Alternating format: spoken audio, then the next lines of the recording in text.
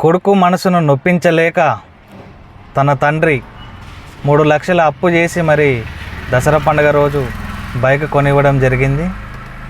ముచ్చటగా 3 రోజులు కాకముందే అనంత లోకాలకు ఆ కుమారుడు చనిపోవడం జరిగింది. ఆ తల్లిదండ్రులకు శోకసంద్రంలో మునిగి ఉన్నారు. దసరా పండుగ రోజు తన కొడుకు కోసం బైక్ అనేది 3 లక్షలు పెట్టి కొన్నాడు.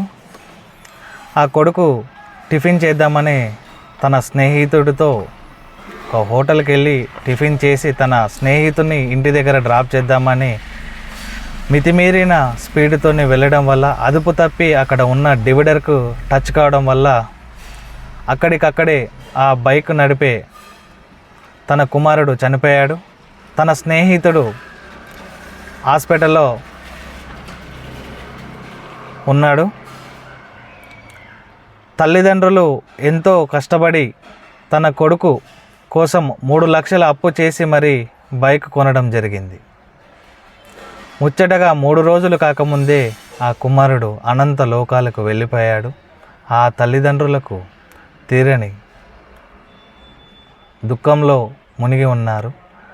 నేను చెప్పేది ఏంటంటే 2 వీలర్ వాళ్ళు కానివ్వండి, 4 వీలర్ కానివ్వండి, డ్రైవింగ్ గురించి అవగాహన తెలిసిన తర్వాత డ్రైవింగ్ చేయాలని నేను చెప్తున్నాను.